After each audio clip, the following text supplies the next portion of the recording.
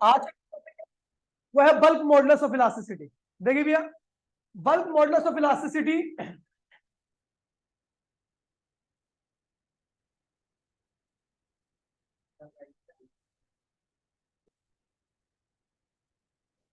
ठीक है, bulk modulus of elasticity देखिए भैया, अभी इसको कहते हैं मॉडुलस ऑफ वॉल्यूम। भाई फोन रख दे यार प्लीज यार, रख दे, कल तो तू आया नहीं था, टाइम पास कर रहा था घर पे, कल नहीं थी क्लास?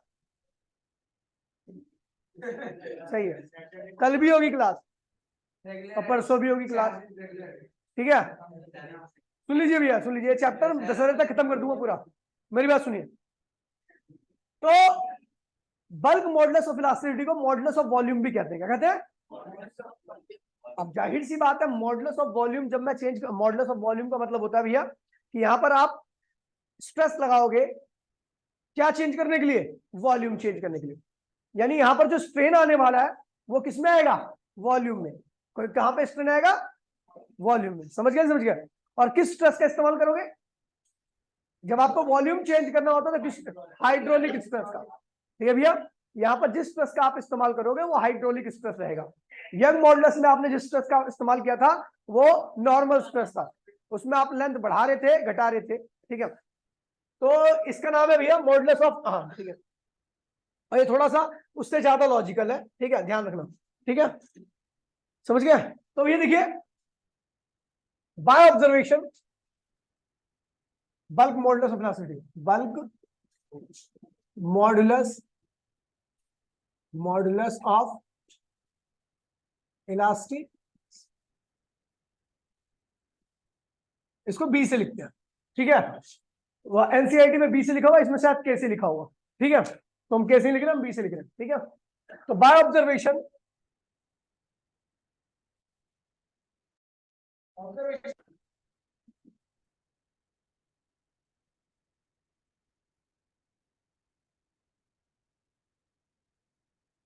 बाय ऑब्जर्वेशन, अरे क्या हो रहा है ये?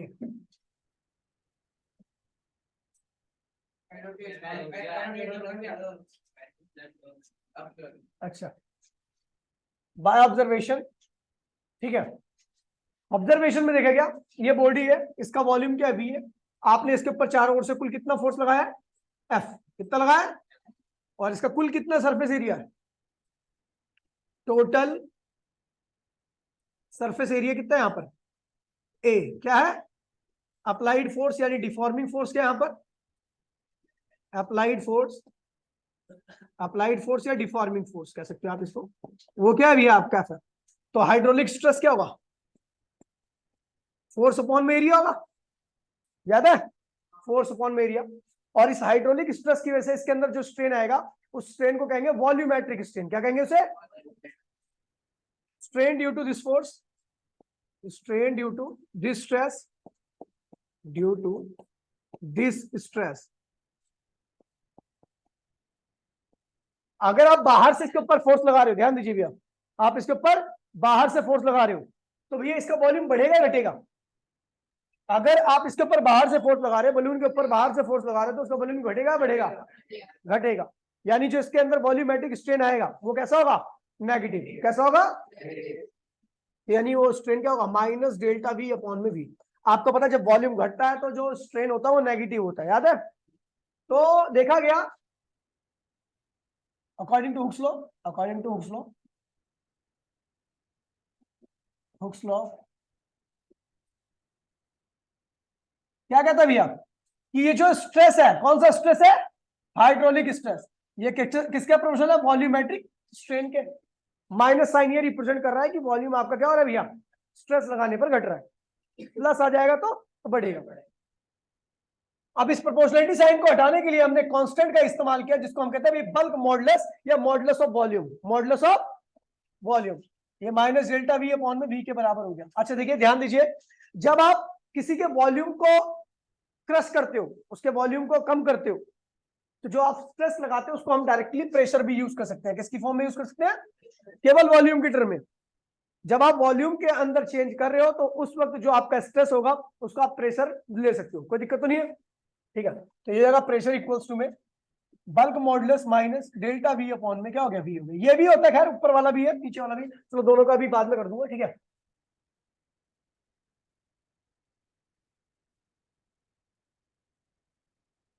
इसको भी ऐसे रख लेंगे, ठीक है। तो ये जाएगा बल्क मॉडुलस क्या होगा, F A minus delta V upon में वी, ठीक है। अब बी क्या है, बल्क मॉडुलस, बल्क मॉडुलस और मॉडुलस ऑफ वॉल्यूम। कौन सा नाम आपको ज्यादा अच्छा लग रहा है तो वही हिसाब से लिख लेना, ठीक है भैया। मुझे मॉडुलस ऑफ वॉल्यूम ज्यादा सही लगता है, क्योंकि इसमें पता लग जाता है, इसमें पता लग जाता है कि क्या चेंज करने वाले हो आप, किस लिए स्ट्रेस और कौन सा स्ट्रेस आप अप्लाई करोगे, ठीक है। तो ये हो गया। उसके बाद एक फॉर्मूला तो ये हो गया, खासम खास है। इसको थोड़ा हम लिख सकते हैं इसको ऐसा कि एफ वी और माइनस ए डेल्टा वी, ठीक है बेटा, ये हो गया।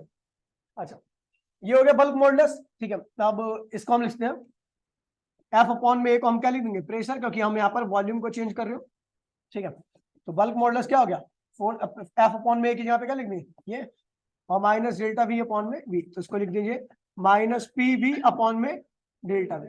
अब एक चीज ध्यान में रखना, ये दोनों ही फॉर्मूले बल्क मॉडुलस के, इसका सिग्निफिकेंस क्या है बल्क मॉडुलस का।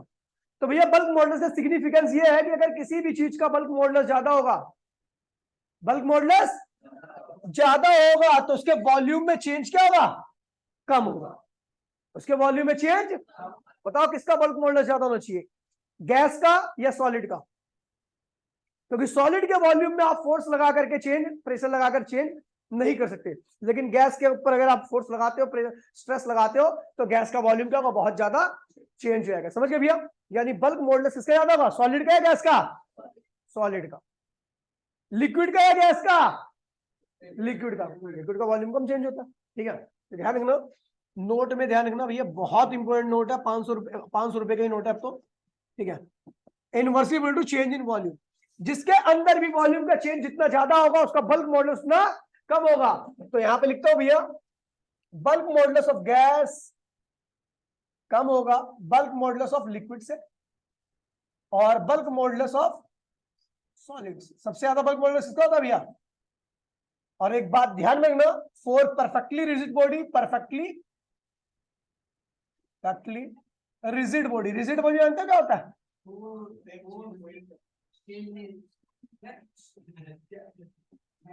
ये हरकतें मत किया करो जब मैं पढ़ा रहा हूं ना, तो बिल्कुल हरकतें मत किया करो। देखिए भैया, रिजिड, परफेक्टली रिजिड बॉडी उसे कहते हैं जिसके वॉल्यूम में चेंज क्या आता है, जीरो आता है, कभी उसके वॉल्यूम में आप चेंज ही नहीं कर सकते। परफेक्टली रिजिड बॉडी का मतलब होता है इसके वॉल्यूम में आप कभी चेंज, और परफेक्टली रिजिड बॉडी होती है ब्लैक होल। क्या होती है, ब्लैक होल, ठीक है भैया। इसके वॉल्यूम में आप नहीं चेंज, अगर ब्लैक होल का जो वॉल्यूम होगा ना, आप कितना भी कंप्रेस कर लो उसका वॉल्यूम नहीं चेंज, उससे छोटा वो होगा ही नहीं। जो छोटा हो जाए उसका वॉल्यूम चेंज हुआ, वो ब्लैक होल छोटा नहीं हो सकता। जिसका वॉल्यूम चेंज नहीं होता उसका बल्क मॉडुलस क्या होता है भैया, इनफाइनाइट। क्या होता है, देखो ना, डेल्टा वी की वैल्यू 0 करो तो वी क्या आ जाएगा, इनफाइनाइट। समझ गए भैया, कोई दिक्कत तो नहीं है, समझ गया। तो बल्क मॉडुलस क्या है भैया, बल्क मॉडुलस है भैया with in elastic limit the ratio of normal stress. ये सब बेकार है, कुछ भी नहीं है, फालतू का कंसेप्ट खराब करता है डेफिनेशन, ठीक है। एक सेकंड के लिए,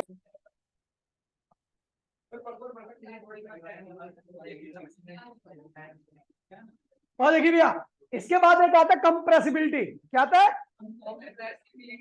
इसी में टॉपिक है कंप्रेसिबिलिटी का, ध्यान दीजिए। कंप्रेसिबिलिटी देखिए भैया, किसकी कंप्रेसिबिलिटी ज्यादा होगी, कंप्रेसिबिलिटी मतलब क्या होगा, जो ज्यादा कंप्रेस हो उसकी कंप्रेसिबिलिटी क्या होगी, ज्यादा होगी। तो किसकी कंप्रेसिबिलिटी ज्यादा होनी चाहिए, गैस की, सॉलिड की, या लिक्विड की, गैस की। समझ गया। तो कंप्रेसिबिलिटी ज्यादा होने का मतलब है उसका बल्क मॉडुलस क्या होगा, यही बताया ना, जिसका बल्क मॉडुलस ज्यादा होता है उसके अंदर वॉल्यूम में चेंज कम होता है। हम जानते हैं गैस में वॉल्यूम का चेंज सबसे ज्यादा होता है, यानी उसकी कंप्रेसिबिलिटी क्या है। तो भैया अगला टॉपिक है भैया आपका कंप्रेसिबिलिटी, इसी में ही है।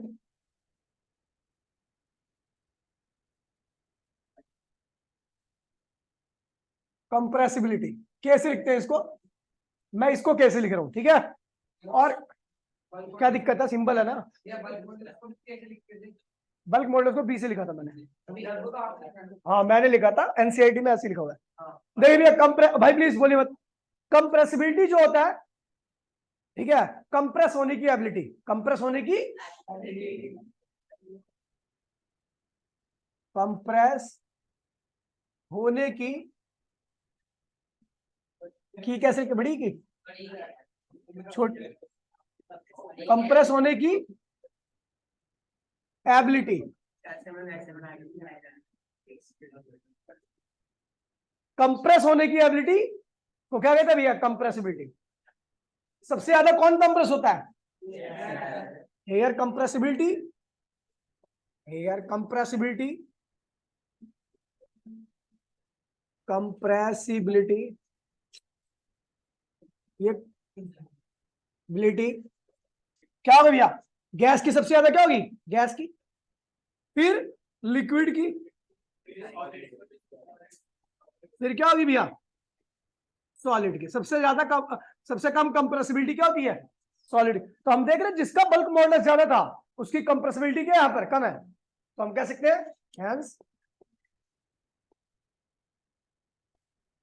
Compressibility is reciprocal of bulk modulus, यानी एक दूसरे के इनवर्सली होते हैं। जिसका बल्क मॉडुलस ज्यादा उसकी कंप्रेसिबिलिटी क्या होगी, कम होगी, और जिसकी कंप्रेसिबिलिटी कम होगी उसका बल्क मॉडुलस क्या होगा, समझ गए भैया। तो ये हो गया आपका फॉर्मूला। इसका हम लिखते हैं कि ये हो जाएगा माइनस डेल्टा वी, और यहाँ पे क्या आएगा ए अपॉन में, यहाँ पे क्या आएगा नीचे एफ, और ये क्या होगा वी। तो भैया डेल्टा वी कंप्रेसिबिलिटी डायरेक्टली क्या होगा भैया, डेल्टा वी के, यानी जिसके वॉल्यूम में ज्यादा चेंज आएगा उसकी कंप्रेसिबिलिटी क्या होगी, ज्यादा होगी। गैस के वॉल्यूम में सबसे ज्यादा चेंज आता है इसलिए उसकी कंप्रेसिबिलिटी क्या होती है, सबसे ज्यादा होती है जितने भी आपके मटेरियल हो गए। ठीक है भैया, तो ये आ गया आपका कंप्रेसिबिलिटी, मतलब बल्क मॉडुलस आपका खत्म हो गया। ठीक है भैया, ये दो टॉपिक है बल्क मॉडुलस में। हमने देखा बल्क मॉडुलस क्या होता है। तो बल्क मॉडुलस को नाम दूसरे नाम से हमें आता है जिसको हम कहते हैं भैया मॉडुलस ऑफ वॉल्यूम। क्या कहते हैं, इसमें हम वॉल्यूम को चेंज करते हैं, वॉल्यूम को चेंज करने के लिए स्ट्रेस का इस्तेमाल करते हैं, उसको हाइड्रोलिक स्ट्रेस या नॉर्मली आप नॉर्मल स्ट्रेस भी कह सकते हो, क्योंकि इस केस में भी फोर्स क्या होता है, बॉडी के परपेंडिकुलर ही लगता है। समझ गया भैया, बॉडी के परपेंडिकुलर लगेगा। ठीक है भैया, और यहाँ पे हमने देखा फॉर्मूला, हमने देखा बल्क मॉडुलस जो होता है वो चेंज इन वॉल्यूम के इनवर्सली आता है, यानी अगर किसी बॉडी के वॉल्यूम में ज्यादा चेंज आता है तो उसका बल्क मॉडुलस क्या होता है, कम होता है, और किसी बॉडी के वॉल्यूम में कम चेंज आता है तो बल्क मॉडुलस क्या होता है, उसका ज्यादा होता है। मैंने बोला परफेक्टली रिजिड बॉडी जो कि ब्लैक होल के अलावा दूसरी रिजिड बॉडी होती नहीं है, ठीक है, उसके वॉल्यूम में चेंज क्या आता है, जीरो आता है, इसलिए उसका बल्क मॉडुलस क्या होता है, इनफाइनाइट होता है। सबसे ज्यादा bulk modulus sorry gas, liquid और सॉलिड में सबसे ज्यादा बल्क मॉडुलस किसका होता है, सॉलिड का, क्योंकि सबसे कम चेंज वॉल्यूम उसी के अंदर आता है। ठीक है भैया, फिर मैंने बताया कंप्रेसिबिलिटी, कंप्रेसिबिलिटी क्या होता है भैया, जो ज्यादा कंप्रेस हो उसकी कंप्रेसिबिलिटी क्या होती है, ज्यादा होती है, जो कम कंप्रेस हो उसकी कंप्रेसिबिलिटी क्या होती है, कम होती है। गैस ज्यादा कंप्रेस होती है तो कंप्रेसिबिलिटी क्या होगी, ज्यादा होगी, यानी उसका बल्क मॉडुलस क्या होगा, कम होगा। ठीक है, तो हमने देखा बल्क मॉडुलस कंप्रेसिबिलिटी एक दूसरे क्या इनवर्सली है, bulk modulus inversely equal to compressibility. Solid की कंप्रेसिबिलिटी सब बल्क मॉडुलस सबसे ज्यादा होता है, उसकी कंप्रेसिबिलिटी सबसे कम होगी। ब्लैक होल के लिए बल्क मॉडुलस की वैल्यू क्या थी, इनफाइनाइट, तो उसकी कंप्रेसिबिलिटी क्या होगी, जीरो, तो आप कभी भी कंप्रेस नहीं कर सकते। समझिए भैया, हाँ समझ गया भैया, हो गया। अब देखिए हटा रहा हूं मैं इसको। अब देखिए इसके एक पर कुछ बल्क मॉडुलस के कुछ एग्जांपल्स हैं जो आपको नोट कर लेने, ठीक है। तो क्योंकि आपको याद रहना चाहिए, जो ऊपर लिखा होगा वही याद करना है, ठीक है, और टेबल में। तो एल्यूमिनियम 72 गुणों 10 की पावर 9 72, एल्यूमिनियम की कंप्रेसिबिलिटी इतनी होती है, काफी कम है। आपको बता दूं एल्यूमिनियम को एक बार कंप्रेस करोगे कंप्रेस हो जाती है एल्यूमिनियम, दबाओगे थोड़ा मारो ना तो कंप्रेस हो जाती है, ठीक है, स्ट्रेस लगाने पर। ब्रास की उससे भी कम होती है, कॉपर की उससे थोड़ी ज्यादा होती है, 10 की पावर 9 से मल्टीप्लाई करते ना सब में। निकल की क्या होती है 260, ठीक है इतना। वाटर की भी दे रखी है यहाँ पर, लिक्विड में कंप्रेसिबिलिटी दे रखी है और गैस की कंप्रेसिबिलिटी दे रखी है, आपको ये कॉपी करना है टेबल में, ठीक है भैया।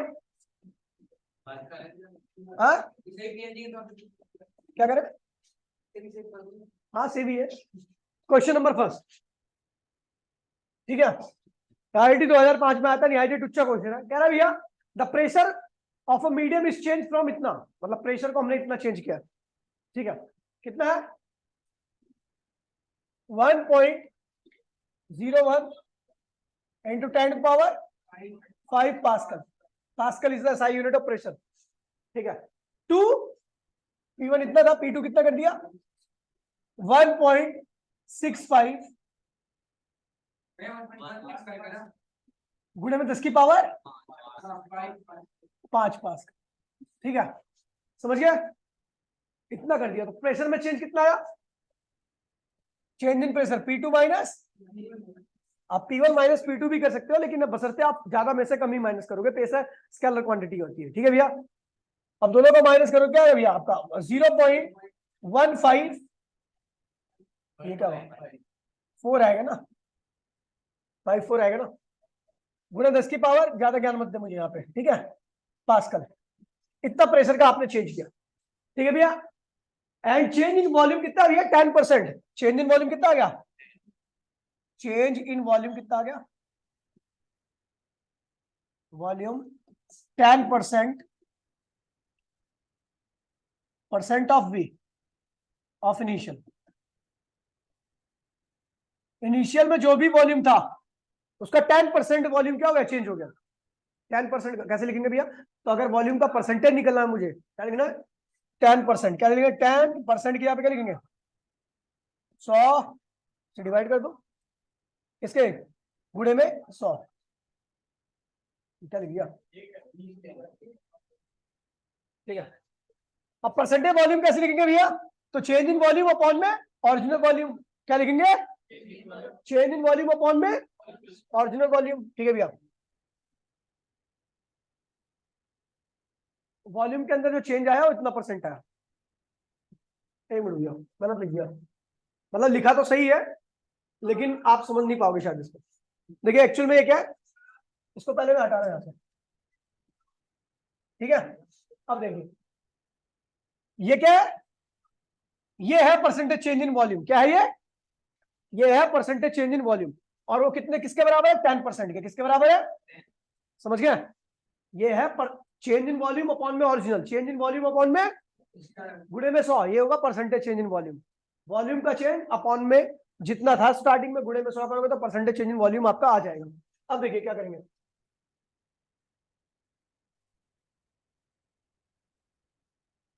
गुणे में 100। अब हमने क्या किया? डेल्टा वी अपॉन में वी की वैल्यू निकाल ली। क्या आ गया? 10/100 आ गया, कोई दिक्कत तो नहीं है। तो भैया ये हो गया आपका प्रेशर और ये हो गया वॉल्यूमेट्रिक स्ट्रेन। क्या निकालना? क्या हो गया? वॉल्यूमेट्रिक स्ट्रेन हो गया। अपने को निकालना क्या? Find the bulk model. Bulk model से भी मैंने आपको बताया था। ठीक है, केवल वहां पर माइनस लगाना है, यहां पर माइनस इसलिए लगाना है क्योंकि भैया वहां पर माइनस था जो बता रहा था वॉल्यूम में चेंज क्या है? नेगेटिव हुआ है, मतलब वॉल्यूम डिक्रीज हुआ है। यहां पर ऐसा कुछ नहीं बोल रखा। ठीक है भैया, तो अब देखिए भैया हमारा क्या पता है? प्रेशर डेल्टा वी अपॉन में वी। देखो एक फॉर्मूला था आपका, ठीक है, तो प्रेशर, यहाँ पे प्रेशर का चेंज भी ले सकते हो क्योंकि प्रेशर का चेंज क्या है? प्रेशर के बराबर होगा। अब ये क्या होगा? प्रेशर ही तो होगा। ठीक है, तो इसकी वैल्यू कितनी है? 0.155 गुणे में 10 की पावर 5 और डेल्टा वी अपॉन वी की वैल्यू क्या रखी है? सॉल्व कर लीजिए, ये आ गया आपका बल्क मॉडुलस। क्या आ गया? कोई दिक्कत तो नहीं बेटा? चलो बुड्ढे, क्या पढ़ नहीं रहा, इसे पढ़ाई में मन थोड़ी लग रहा है, ये पता नहीं कहाँ गुम हो गया। देखिए भैया एनसीईआरटी क्वेश्चन है, ध्यान दीजिए भैया, एनसीईआरटी का अगला क्वेश्चन। ठीक है, क्या कह रहा है? The average depth of Indian ocean is about 3000 metre. कितनी डेप्थ है भैया? डेप्थ कितनी है? 3000 मीटर।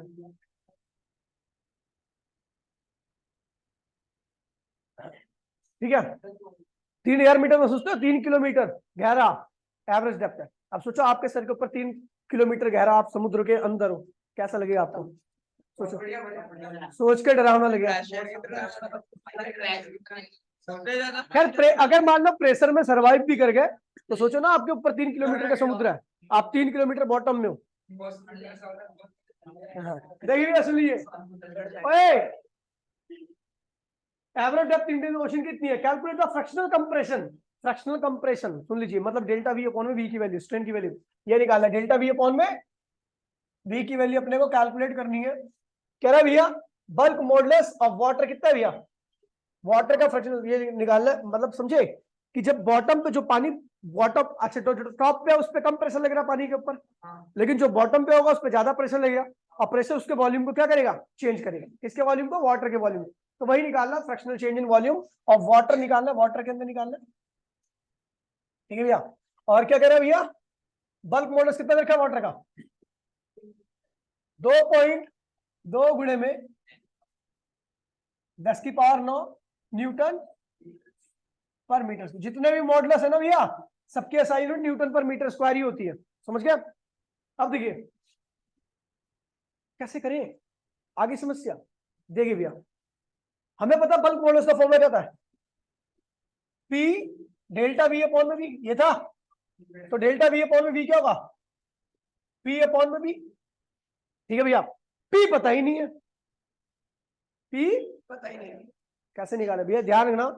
अभी आप पढ़ाऊंगा मैं फ्लूइड स्टैटिक। ठीक है भैया, तो फ्लूइड स्टैटिक में आप पढ़ोगे कि अगर मान लीजिए ये हाइट एच है, लिक्विड की डेंसिटी रो है, क्या है, तो इसके बॉटम पे जो प्रेशर लगेगा यहां पर इस हाइट की वजह से, वो होगा एच रो जी। रो क्या, एच क्या है, किसकी, समुद्र की। रो क्या है, किसकी, लिक्विड की। और जी क्या है, जानते भैया, एक्सेलरेशन ड्यू टू। फॉर्मूला कैसे है आपको पता, कुछ नहीं है फॉर्मूला। देखिए भैया आपको फॉर्मूला बता देता हूँ यहाँ पर कैसे है। पी इक्वल्स में क्या होता है, फोर्स अपॉन में एरिया होता है, सबको याद है। मास इनटू में एक्सेलरेशन होता है, एम इनटू में जी होता है, एम इनटू में जी होता है। आपका जो फोर्स है,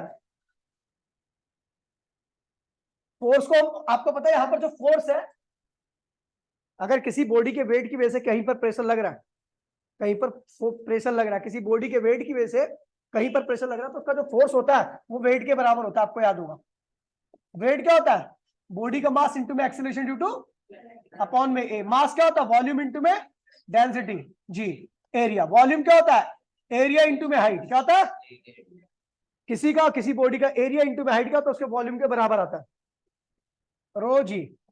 ए से क्या हुआ, कट मर गया, तो एच रो जी हो गया आपका प्रेशर का फॉर्मूला। कोई दिक्कत तो नहीं भैया। तो आगे डेल्टा वी अपॉन में वी क्या लिख दिया, एच रो जी, बोलो हाँ। एच क्या भैया, 3 है वाटर की। जब वहां पर पानी जो है, समुद्र के पानी की जो डेंसिटी होती है, वैसे आइडियल जो वाटर होता है उसकी डेंसिटी होती है 10⁻³ kg पर मीटर क्यूब। 10⁻, ये आइडियल पानी है, नॉर्मल जो हम पीते हैं। ठीक है, जो वाटर होता है समुद्र का वो हार्ड होता है, वाटर हार्ड वाटर होता है, उसकी डेंसिटी थोड़ी ज्यादा होती है, लेकिन यहाँ पर उन्होंने यही यूज कर रखा है। वैसे हार्ड वाटर की डेंसिटी होती है 1.01 × 10⁻³ मतलब 10 किलो ज्यादा होता है। अगर 1 मीटर क्यूब में समुद्र का पानी रखोगे, 1 मीटर क्यूब में, ठीक है, तो आइडियल वाटर रखोगे जो हम पीते हैं, तो वो 10 किलो ज्यादा निकलेगा आपका। ठीक है भैया, तो भी डेंसिटी ज्यादा है। तो भैया डेल्टा वी अपॉन में वी, एच क्या है भैया, 3 डेंसिटी कितनी है समुद्र के पानी की, 1.01 × 10⁻³ kg पर मीटर क्यूब डेंसिटी। ये जी क्या होता है, 10, और बल्क मॉडल्स कितना रखा भैया, 2.2 × 10⁻9। सॉल्व कर लीजिए, आ गया आंसर। कोई दिक्कत तो नहीं भैया, आसान क्वेश्चन था।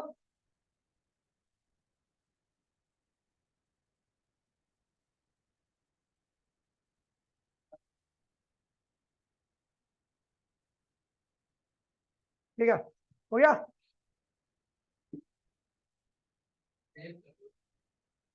मेरे को ज्ञान मत दिया कर, तेरे को बहुत मारूंगा दूसरे नहीं का। पीवाई की कोई से नहीं है, कोई सा भी नहीं पीवाई। ठीक है, तो किसके ऊपर, बल्क मॉडल्स के ऊपर क्वेश्चन भी आपके एनसीईआरटी में बहुत कम देते, छोड़ दीजिए, तो इसमें नहीं है। पीवाई क्यों करा रहा हूँ, केवल पीवाई क्यों करा रहा हूँ। शेयर मॉडल्स ऑफ इलास्टिसिटी कराओ भैया।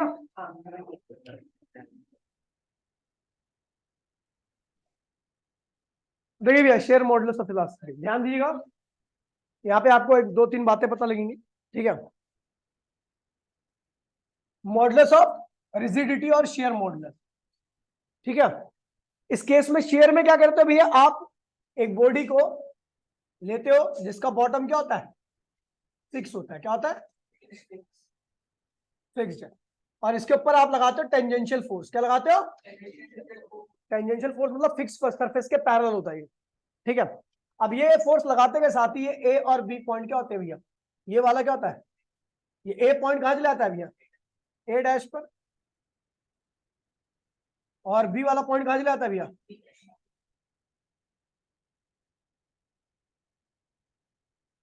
बी पॉइंट कहां चला जाता है? बी डैश पर।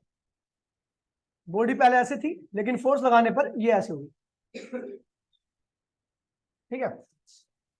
ठीक है, मतलब ये जो ए बी फेस था वो कहां आ गया? ए डैश बी डैश पे। समझ गया? जो पहले ए बी फेस इस फिक्स फेस के क्या था? पैरेलल था। क्या था?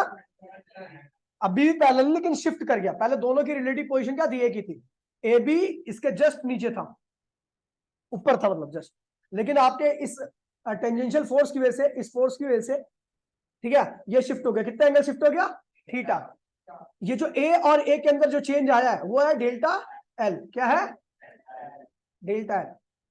और जिस साइड पे आपने फोर्स लगाया है उसकी लंबाई क्या है भैया? एल है। क्या है? एल। तो आपको पता है भैया शेयरिंग मॉडुलस के लिए, शेयरिंग मॉडुलस के लिए यहाँ पर शेयरिंग स्ट्रेस आएगा और शेयरिंग स्ट्रेन आएगा। क्या आएगा? शेयरिंग स्ट्रेस था force upon tangential force upon में एरिया, और शेयरिंग स्ट्रेन था tan थीटा। क्या था? डेल्टा वी अपॉन में वी मैंने लिखवाया, ठीक है। तो by observation,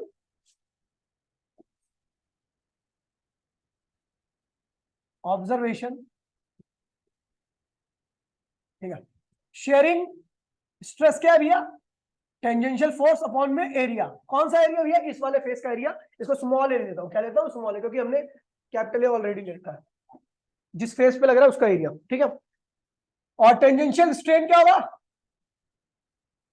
delta L upon में एल या tan थीटा, या tan थीटा, या कई बार थीटा भी यूज कर लेते हैं जब एंगल छोटा होता है। आपको पता है ना, एंगल छोटा होता है तो tan थीटा को आप थीटा यूज कर सकते हो। तो बाय ऑब्जर्वेशन देखा गया, bye Hooke's law.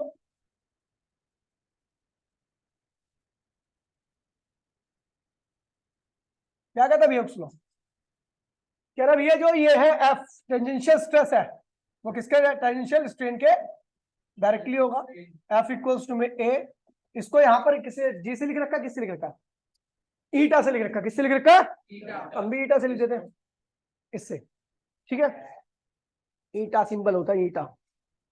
Delta V, delta L upon में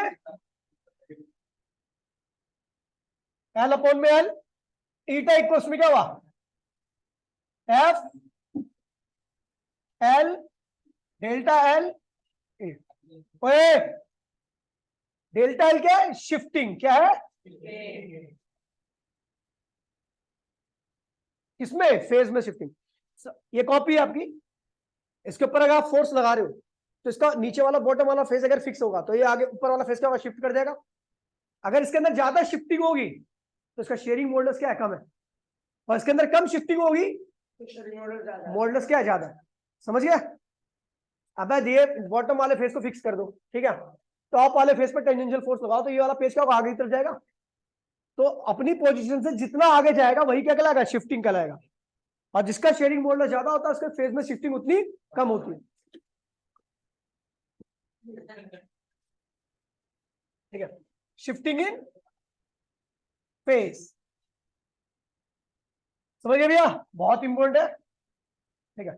वैलिड किस पे है भैया? सॉलिड के ऊपर।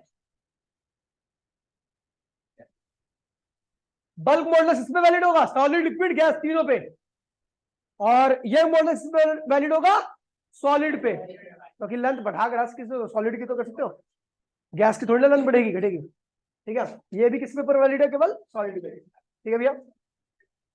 और डेल्टा एल शिफ्टिंग पे, यहां पर ये ईटा जो है शेयरिंग मॉडुलस जो है वो डेल्टा एल के इनवर्सली आ रहा है। यानी जिस मटेरियल का फेस इजीली शिफ्ट नहीं करता उसका शेयरिंग मॉडुलस क्या है? ज्यादा होता है, ठीक है भैया। इस चीज को ध्यान रखो। सेव करूं? अब यहाँ पर कुछ चीज का, यहाँ पर एक बात और आपको पता लगने वाली बहुत खासम खास, क्या कि भैया शेयरिंग मॉडुलस जो है, देखिए सब चीज का, सब चीज का, और यंग मॉडुलस जो भी है उन्हीं चीजों का, आप देखोगे शेयरिंग मॉडुलस कम आएगा, यंग मॉडुलस ज्यादा आएगा। हर मटेरियल का शेयरिंग मॉडुलस यानी उसको स्लाइड करना आसान होता है, स्लाइडिंग आसान होता है एज कंपेयर टू उसको स्ट्रेच करना। यंग मॉडल्स हम क्या करते थे, बॉडी को स्ट्रेच करते थे, क्या करते थे, और शेयरिंग मॉडल में बॉडी की लेयर्स को क्या कर रहे हैं, स्लाइड कर रहे हैं। अगर शेयरिंग मॉडल्स कम है उसी मटेरियल का और यंग मॉडल्स ज्यादा, तो इसका मतलब उसको स्ट्रेच करना मुश्किल है और स्लाइड करना क्या है, आसान है। उसकी लेयर को स्लाइड कराना क्या है भैया, आसान है। समझ गए? आप देखोगे, देख लो, ठीक है, ये देखिए, इसको लिखना है। यहां पर आप देखोगे कि हर मटेरियल, अभी यंग मॉडल्स की टेबल ले लो और शेयरिंग मॉडल्स की टेबल ले लो, सारे मटेरियल को देखोगे, आप देखोगे हर मटेरियल का यंग मॉडल्स ज्यादा है, किससे, उसके शेयरिंग मॉडल्स से। यंग मॉडल्स में हम लंबाई बढ़ाते थे या घटाते थे मटेरियल की, और शेयरिंग मॉडल्स में हम लेयर्स को क्या कर रहे हैं, स्लाइड करा रहे हैं। अगर शेयरिंग मॉडल्स कम है यंग मॉडल्स से, तो इसका मतलब स्लाइड करना, लेयर्स को स्लाइड करना आसान है एज कंपेयर टू स्ट्रेच करना, दूर बढ़ाना। समझ गए भैया? ये ध्यान रखना, ठीक है। यहां पे लिखा हुआ है, if compare the value of eta table 9.8 the value of young models of table, क्या है भैया, हम देखेंगे जनरली क्या है, शेयरिंग मॉडल्स से उल्टा बोल दिया मैंने, नहीं ज्यादा है, देख ले, ठीक है, ज्यादा है, यानी किसी भी मटेरियल को स्ट्रेच करना आसान होता है एज कंपेयर टू, नहीं, स्लाइड करना आसान होता है स्ट्रेच करने। किसी भी मटेरियल को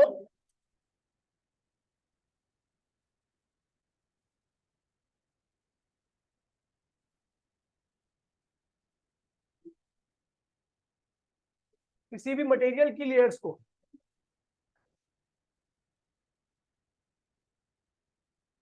मटेरियल की लेयर्स को खींचना खींचना बड़ी किया था,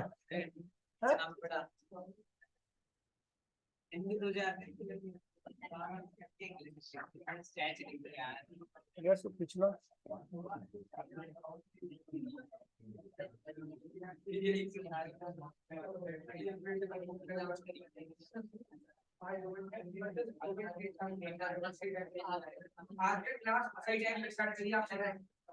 दो मिनट बाद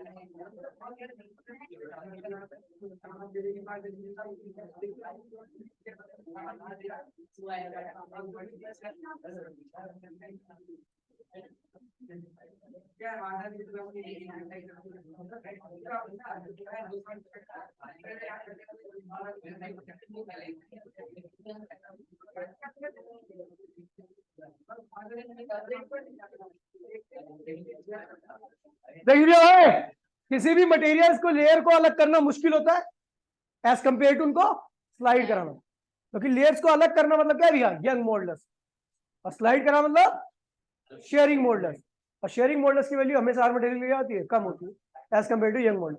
है भैया?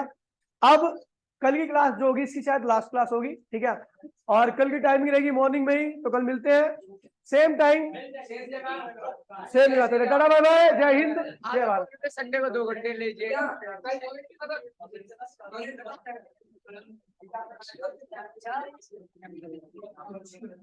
आपका नंबर नहीं है।